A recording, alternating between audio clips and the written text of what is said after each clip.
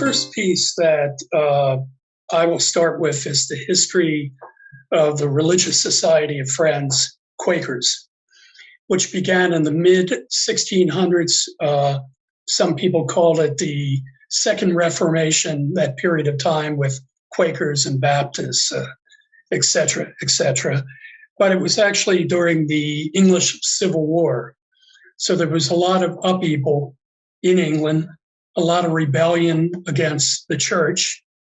There were groups like the Levelers that were a secular group. There were sort of a revolutionary group that didn't believe in the monarchy or that sort of leadership in England.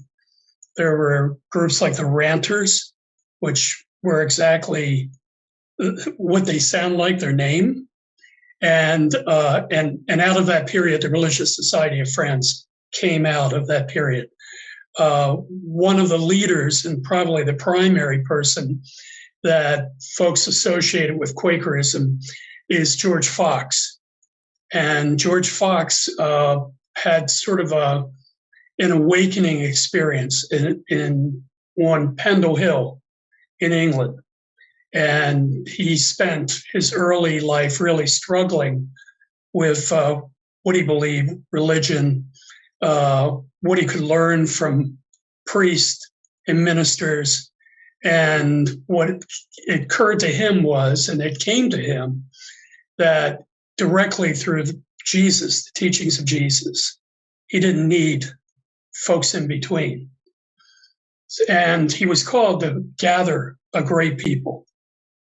So he began organizing and preaching, and a number of folks joined him, including Elizabeth Fell, Margaret Fell, who became his wife later on. The Quakers were really outlawed because they didn't believe in tithing to the church. They didn't believe in hat honor. They did not believe in the whole structure of the society at that time. So they spent a lot of time in prison. I remember seeing Daniel Berrigan one time, and he said, if only the Catholics would have done that, then the world would have been transformed because of numbers.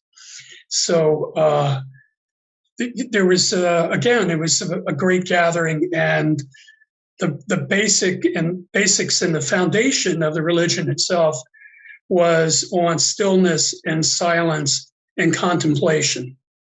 And I think, Sarah, if you want to talk a little more about where that belief started, where it is now. So a common question is, are Quakers Christian? And Christianity is really in our DNA. And yet many what we call liberal Quakers at this point range from non-theist to traditional Christians. So we have a huge range within our group. Throughout the world, Quakers evolved in various ways. And so, in fact, the largest number of Quakers are in Kenya, in Africa. And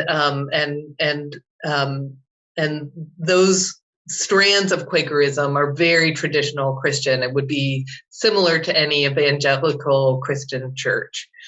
The strand of Quakerism that we're part of, what's called liberal Quakerism, the worship dates back to what was practiced in the 17th century. So we gather in silence together every Sunday.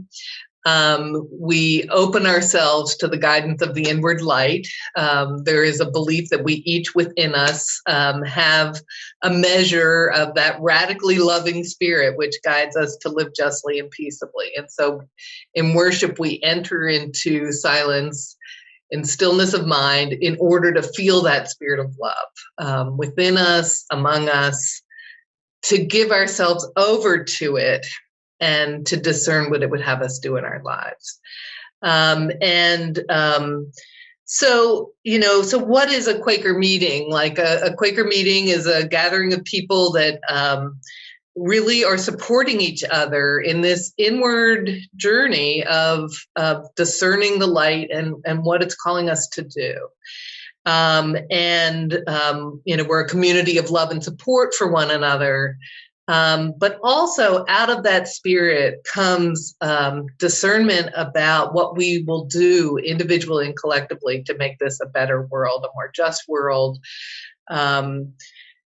Quakers are far from perfect. And as we critically look at our history, there were Quaker slave owners, but there also sort of greatly beyond our numbers were strong advocates for the abolition of slavery. And Quakers were really important in that.